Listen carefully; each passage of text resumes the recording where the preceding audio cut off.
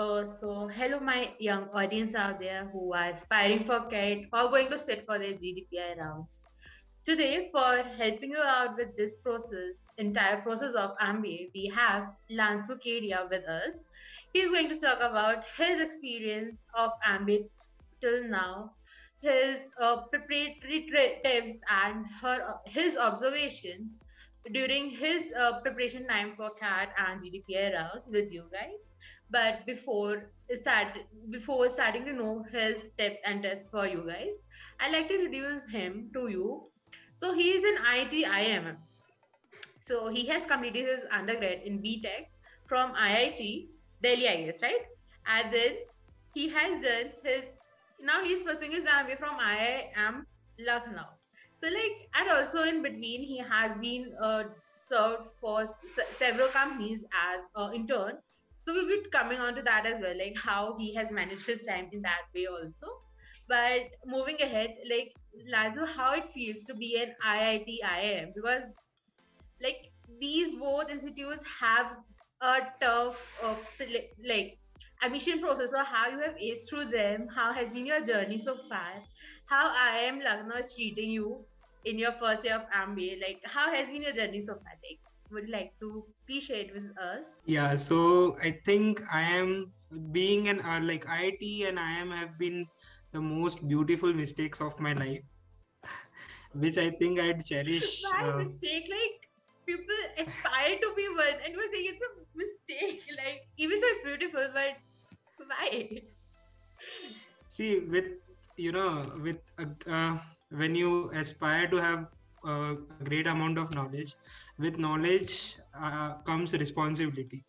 So at a stage you become more into, like, it becomes a habit for you to pursue this path, this journey, these things. And when I come to how IIM Lucknow is treating me, I think they have been decent enough in treating me. I think I have not taken it in a very good regard. Probably I am one of those naughty students who doesn't I was saying, yes, IIM Lucknow did treat me well, I think, but I am one of those backbenchers type guys, so probably couldn't respect more their regards to me.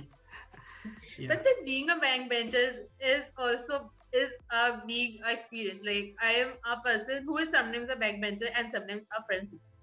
So I feel like it's good to be a backbencher sometimes. It's not that bad to be a naughty one in the class.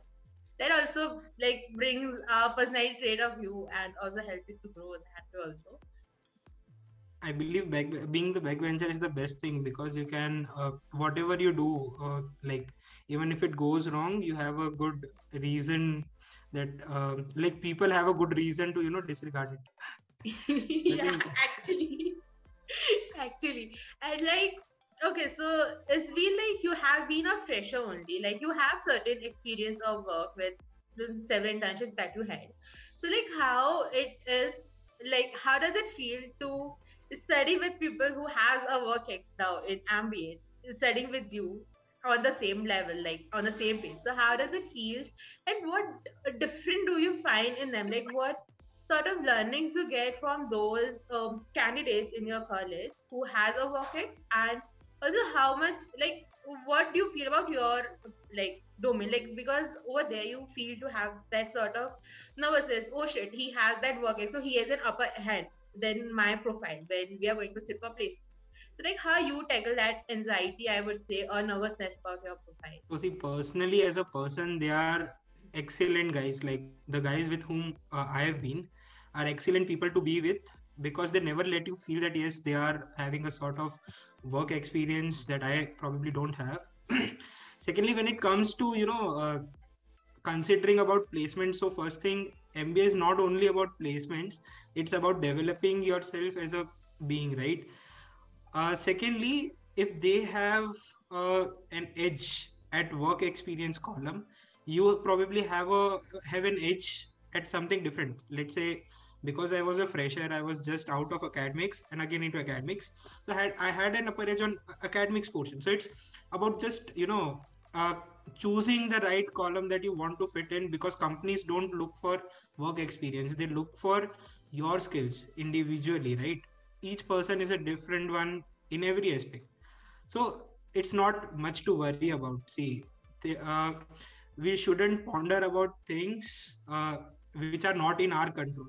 Probably we should think on things which we can make better through our efforts. So as simple as that. All right. So like just try to bring out your strengths where you like come out as a winner and just focus on that and don't let your confidence get shaken by that thought ki like my peers are having work ex and I'm not. That's a great advice. And also like coming to your MBA life in IIM Lucknow, you might have gone through the same care process like others do. So like how Yeah. you have prepared, like what thing you find like you did differently that leads you to IIM Lucknow, while other peers with you were not able to get through the A's. Like how you have prepared for a CAT. Okay, so when I thought of, when I thought that yes, I'll be attempting CAT 2020, the only thing I first thought was I should first filter out my strengths and weaknesses by going through a certain set of previous question papers. Like, this is the first source that you have to, if you want to decide whether you want to start with something or not. I just went through it. I saw that yes, I was good at the quantitative ability section, and maybe I could do better in the DILR section. I was a bit weak in verbal ability section, so I thought yes, I can. The first thought was yes, I can do something good here in the CAT paper. Uh, Now, when it comes to preparation, it's always, I say to people, CAT is not something that if you even have the talent, you can't clear it out through. Even if you do a lot of hard work, it's difficult. You need to be compliant to both. You need to do a hard work plus smart work. So you need to map your hard efforts in the right direction. Like, if you push the block from this side, it won't move. Whatever force you apply, how much ever force you apply, you need to put it in the right direction to move it, right? As simple as that. Okay, that's great. Like just put your efforts in right direction, not just in all the directions. Have strategized force to the your work. Okay, that was a sort of B.Tech coming in marketing, but that was a nice answer that you have given and very well explained. Like there's no doubt, like point of remaining any doubt. And also like since you mentioned like you have a great strength in quants, you are doing well in DI and LR, but you have your weak point when it comes to verbal part. So like how you Yeah. have worked upon it and aced through it so that you get into IIM Bangalore and you have a like proper marks in all the sections, because we have sectoral marking as well when it comes Yeah. to care. So how you manage to work upon your verbal part so that your weakness don't hamper your candidature at the later stages of the process.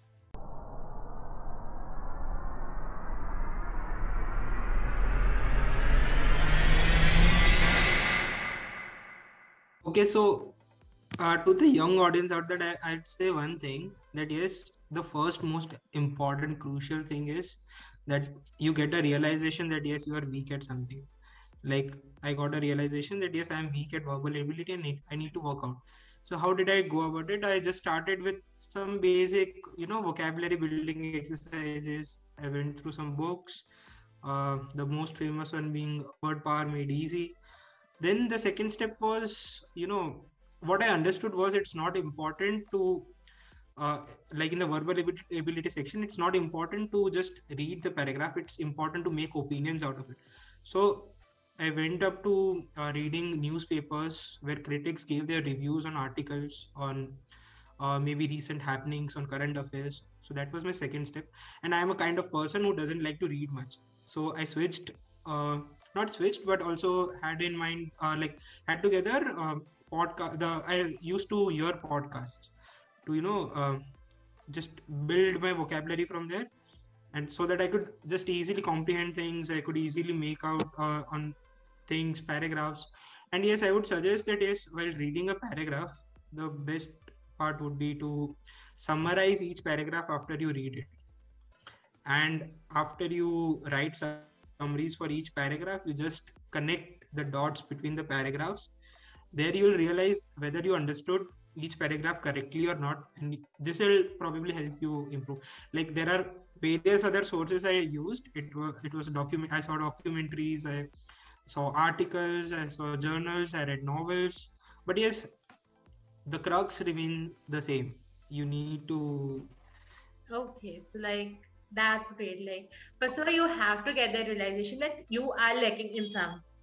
No one is perfect Yeah. in everything. So like just like I'll request my audience now to just have a better understanding what are your weaknesses and your strengths and work upon that. Don't think like this is my weakness, so I should not focus on it more. Like I am going to get hampered, but you should focus on it strategically so that you can help like work upon it and not let that hamper your other aspect of your admission process, because ultimately it's going to be a overall thing, not a quant or li or dn also like Yeah. Also, well. just an advice. Just an advice. When you realize that something is your weakness, people generally what they do is either they switch to counter their weakness, or either they start ignoring their weaknesses. You don't need to do either of these two. You work on your weakness more, but you should always remember that you have something called your strength, and you should also simultaneously keep it parallelly along with you, so that at the end of the day it's the strength, right? You need to imply your strength will help you make through. It will make you, you know, appear distinctly among the crowd that is appearing for cat. Yeah, so please make sure that you don't leave your strengths alone and weaknesses alone. Just have a combined efforts. And also now, Lance, when it comes to MBA, we have that notion. We have when you enter into MBA, right after that, you have to start working upon your profile building through various case competitions, through quizzes, through society, by joining some society cell, any club of your of your institute, to like building a profile there and showing something in your CV, and also going for internships and life projects. So how this notion has come to you when you entered into IIM Lucknow, and how much this notion has come as a truth, and how it has come to like to what extent that has happened to you. See, honestly speaking, the notion is true. You need to work on your profile, because see, you came here by ultimately leaving behind a lot of people who are in the same race. Now the best and the brightest minds are here with you, and you are in a competition with them, whether people accept this or not, but this is a fact. Yeah. So you need to have some distinct elements, some spikes in your profile which distinguish you from the rest to the interviewers or the recruiters. So yes, you need to work on different things. And yes, when it comes to what you should do, I think it's not about following what other people are doing. It's not about that wo case competition kar raha hai, so I'll also do case competition. It's about doing something fruitful which you like. I liked playing volleyball, so I thought, yes, I'll continue volleyball here as well. I was inclined towards having a startup of my own, so I think that's why I'm a part of ECEL at IIM Lucknow. So it's about picking the right things, capitalizing on them, and then yes, waiting for the results. Results would definitely follow. All right, so like this, follow your passion and do what feels right to you, not what others are feeling it's right for them. That's a great Yeah. advice. And like also like you have chosen internships to grow your profile somewhere down the line, and from your undergrad times when you were in IIT also you were indulging in the internships. So but it's very difficult sometimes to manage your internship, your work, and your studies well. And also like this is something happened with me, I don't know like it's common or not. When you start working, you tend to realize, okay, so what we are studying in our institute is quite theoretical, and it's nowhere lies near to what we are working out when we are working with our corporate. So like how this has have an impact on you, how you have managed both the things simultaneously, and how has been your like learning with this thing, like with this mix of studying and internship.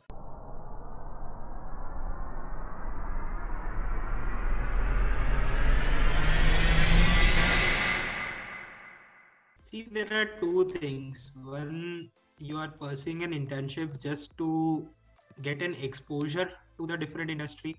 Second is you do an internship because you're passionate about the topic or the project or the company, right?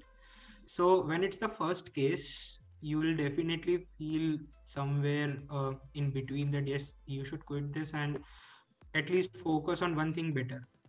But I think the things that you don't like in a long run benefit you the most. They are the ones. These are the things that ultimately gift you something which you didn't had. You were passionate about something, you followed it, but it didn't add any delta to your skills, your talent, right? But the things you didn't like I did an internship in a company called Asian Footwear. It was coming up with masks during the pandemic. So my job was divided into three parts: ideation, uh, building the product, and then ultimately going up with the sales. I liked the first two, but I was not very much a marketing guy.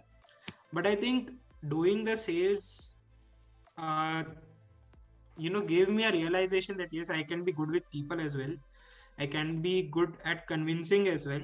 So yes, sometimes you don't like things, you have to do, and yes, they benefit you. And now coming to the part that how to manage these things, I think uh, it's a simple answer.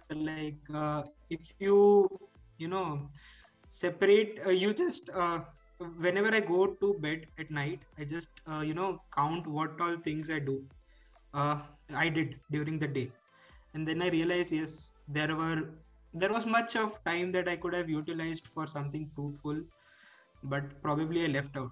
So if you start doing this, see, ultimately, great people, are very good at efficiency and accuracy. If you master these two skills now, you can conquer any business in no time.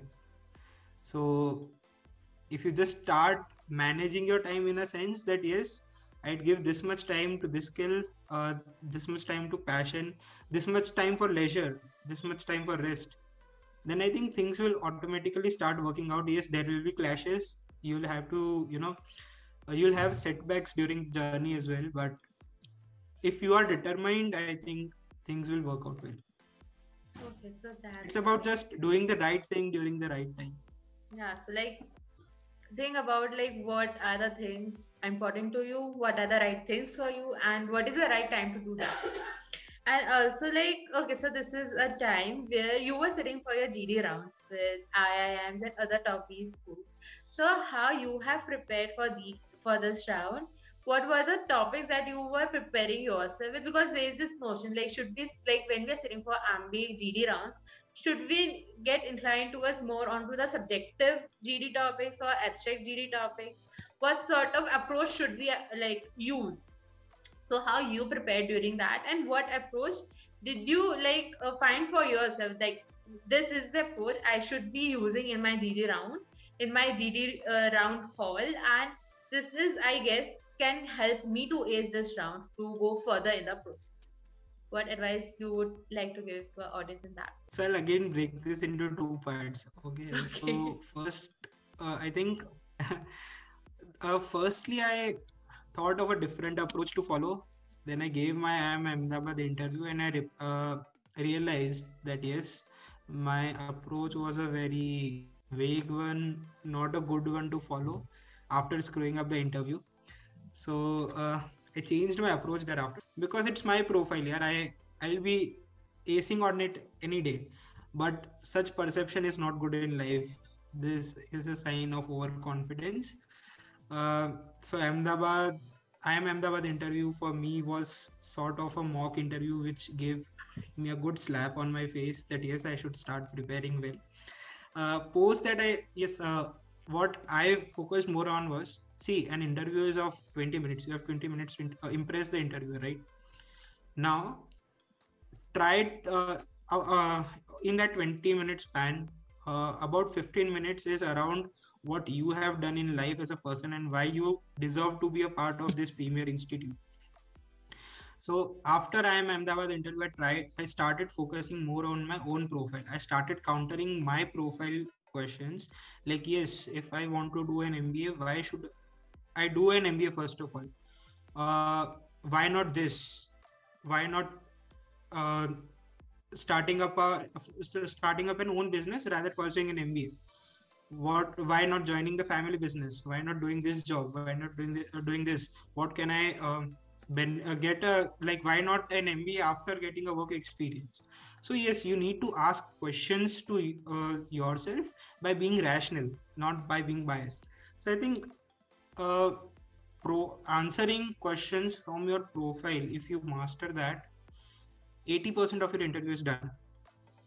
Now the remaining 20% that remains is sheer luck. It may be current affairs, it may be some random thing that probably you won't expect. Like, I remember some questions, like, one of the IIMs, I'll not quote the name, but they asked me a question that how would you describe yourself in 3 words? So I answered that. The follow-up question was, how would your father describe you in 3 words? So there are certain questions which are just meant to, test your calm, test your patience during the interview. You just need to be, maintaining the same energy level during the interview is what I suggest to people. If you do that, uh, that 20% that remains, you can cover up well, and yes, you prove yourself that yes, you deserve to be a part of this. But if you fall on that 80% bracket, then probably you created a large difference between you and the other candidate who probably would be well prepared with this thing.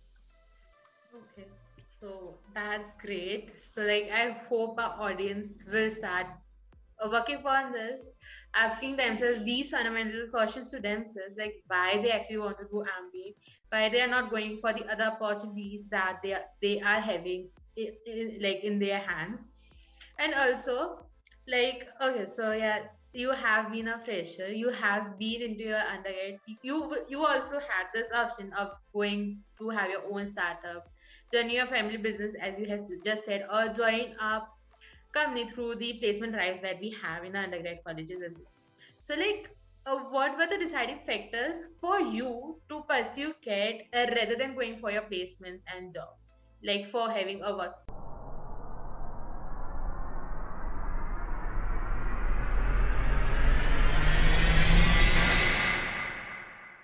So I did get a job in my undergrad in a financial trading firm, and it was a decent job. But what my experience from internship, you know, the experience said to me that, Lansu, there are certain things still that you need to focus more upon before starting your own thing.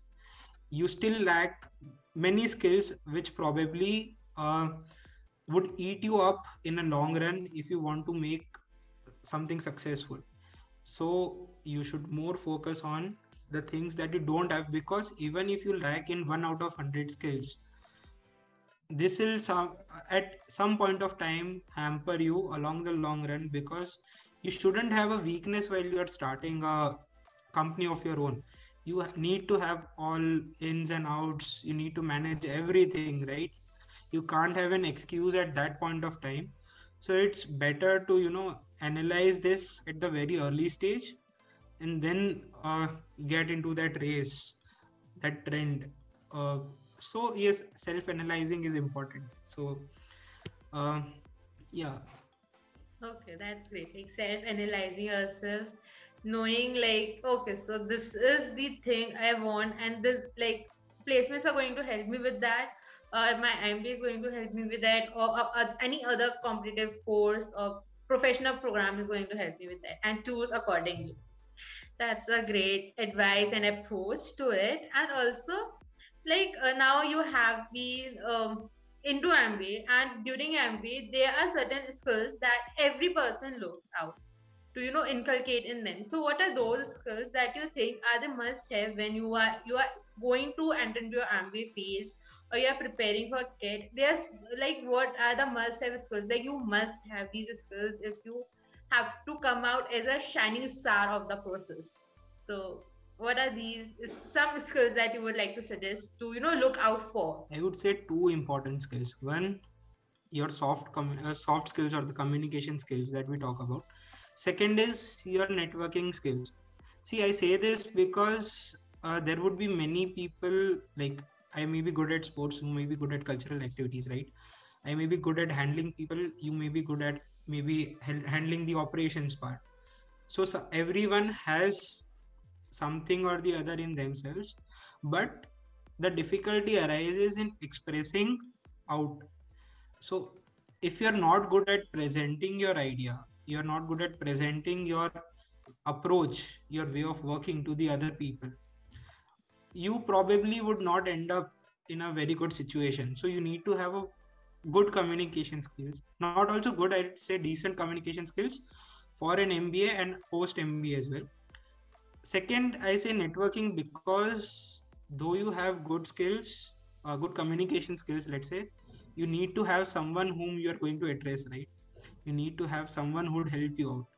So if you don't have those people who will be with you along your journey, then those communication skills are also of no use. So I think both these skills go hand in hand and are necessary during the MBA as well, and also I think in the corporate life, or maybe whatever career goals you follow.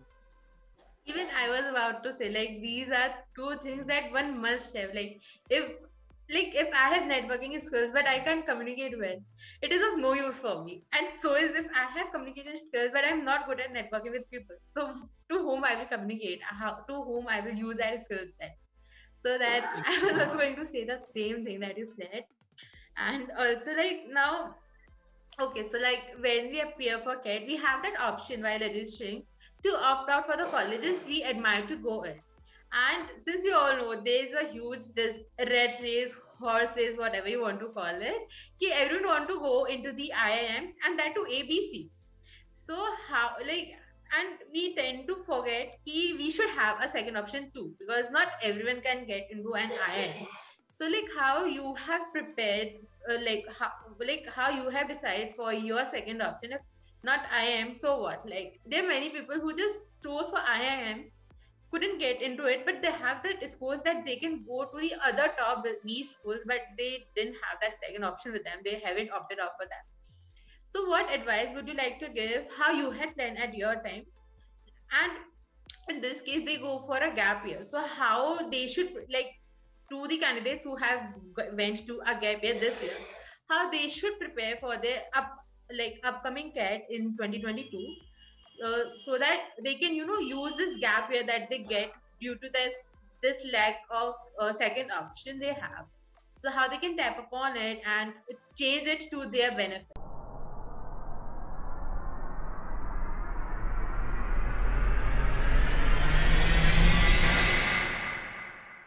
See, I would say mapping your potential with the things you are going to choose is very much important.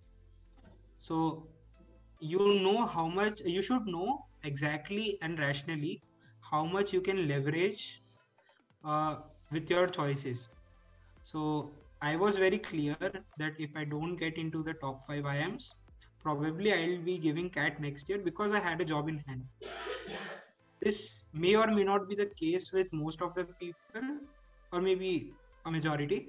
So what you should plan for this is, if you're not having a second option, a second plan B, you should probably figure out colleges not on the basis of ranks, but on the basis of offerings they are giving to you as an individual, not as an like, how would that organization benefit you as an individual? That should be the first question. Like, assume and also, what are the constraints that you have? Let's say I am a person, I want to join MBA in an IIM institute, but I don't have the requisite financial resources. I should always keep this in mind while appearing, that yes, probably this would wrong somewhere. Or let's say I am a person who is only interested in finance, then probably choosing only IIMs wouldn't be a very good choice. Probably I should try to go for FMS. So these are the choices you need to make by being rational. I say again and again the word rational because it's very important to not go into emotions. I think your family members are the best people who can guide you with this because they know you better than yourself. So ask them rationally, what skills do you think I have? I feel this are the things where I can go. I feel these colleges are good for me. But yeah, at some point of time you should have a, you know I always say to people, uh, prepare for the best, expect the worst. So you should always be ready with the lower ends as well. You should always have a lower and upper cap. That's it. Alright, so like as we go into stock markets, we look for the boom period and the recession period, both the things. Like, okay, so this is the the highest mark that we can expect, and this is the lower bracket that we can expect while trading in stock Yeah, markets. So for all the opportunities you are going, so you have to plan accordingly for the upper bracket as well as for the lower bracket, if I have to put it yeah, that way. exactly. Okay, so that's great. So so like my audience now know how they have to plan for their upcoming cat by thinking by planning for the best and expecting for the worst, so that they don't feel disheartened at that time and they have that optimism left to start all over again and not to lose hope. So Also that's your really audience good. shouldn't also the audience shouldn't feel confused at that part of the time when you are at the bridge of I should or I shouldn't. You should be very clear that yes, these were the boundaries I had thought of, and I am not falling into this boundary, so I should quit. Or if I am falling into this boundary, I shouldn't have a second thought that yes, I should leave this and again go back, because that's the idea, right? You need to think this well before entering into any game, whether it may be cat or it may be a business or anything. Okay. And also, there's this notion should I sit for MBA since everyone is sitting for MBA? Is it going to hamper my profile, my candidature since there's a huge competition? Should I look out for the specific goal? Like with me, I was pretty sure that I want to make a career in marketing. So I look out for all the possible options out there that can lead me to have a good career in marketing. Even though I chose MBA at the later stage only, like I feel that is more feasible for me. So like how people should think about, because we have this notion like MBA is the best career option after your undergrad. And if we go by like let's say a particular course like MA in marketing would not have that much brownie points to my CV than to have a MBA in marketing. So, what you would suggest to the young audience and young professional out there who are looking into MBA with this respect, to like they are like sure of their particular domain, but they are going for MBA just because they are going to have more brownie points than a particular domain-based professional course out there. So, like, what thing you have in your mind, like how you have planned yourself. So see, if you feel you want only a particular domain, it depends on how strongly you want it. Yeah. Like if you are pretty sure that yes, I'll do only marketing and not anything else, then leave it here. Then just go for MA in marketing. I think you'll do wonders there. But if you feel that yes, you need 80% marketing, but I also need 20% something else to build, to have along with me, to support this marketing skills, probably you should give MBA a thought, or maybe for that matter other courses that you wish to apply for. So yes, see, it depends on individual to individual, but the individual at least must be sure of things he is going to take, and he should be ready for the consequences that would follow. So I would suggest that yes, I am a sort of person who sometimes, like I'm most of the times very clear with my decisions, but sometimes I do get confused, and when you are at a confusion, I think taking risk is not a very good option. taking a systematic risk, a balanced risk is important. So yeah, probably at this stage, even if I'm inclined towards marketing or let's say finance, anything, I would rather choose an MBA, not from the perspective of a CV building, but definitely because I need more skills. So CV shouldn't be, a shortlisting factor for your choices. See, if you do great things, if you do follow your decisions, if you put efforts towards them, the rest of the results would definitely follow at some point of the time. Maybe late, maybe early, it happens, but it will surely happen. So have faith in yourself. That's it. Okay, so like that was some great advices coming from you, whether it was regarding your CAT preparation for your GDPIs or regarding the confusion that generally a candidate have during that phase between CAT and MBA admission process.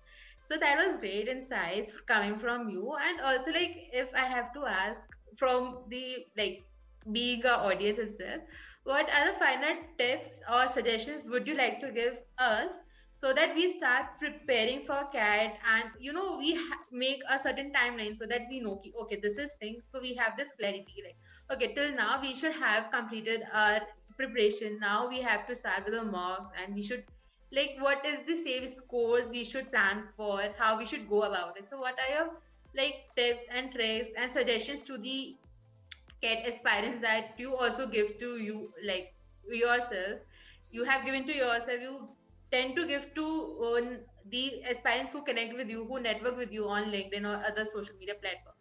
Like what advice you have for them?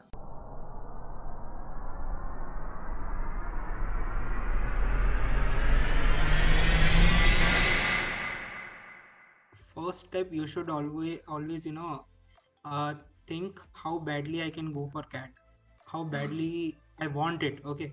Second step is at what position am I, and the third step is will I be able to put in the required efforts from here, irrespective of I go through or not. So if you have clarity on these three steps in your mind, probably there is no mock, there is no CAT exam, there is for that matter any exam that can stop you, because you are mentally prepared with all the consequences. Also, you are mentally prepared with the efforts that you'll be requiring. So I think this is a win-win game, right? You already know what is to come or what could come. Anything that comes is bonus. Like I'll just give an example. I gave my JEE mains test. I was about to give my JEE advanced test. I was singing in during the advanced paper because I knew if I qualify, I clear JEE advanced, it is just a bonus for me. Because I've already cleared JEE mains, I don't want. It's not also about backup, but I already have something. I've done something in my life that I'll be doing something. If even if I don't qualify here, I'll be doing something great in my life. It will take time, right? The only differential is the time. If things happen good at this stage, maybe you'll be at a better progress this very stage. It might come late as well, so it's not an issue. And when it comes to specifically CAT and PI preparations, for CAT I think, as I said before, segregate your weaknesses and strengths.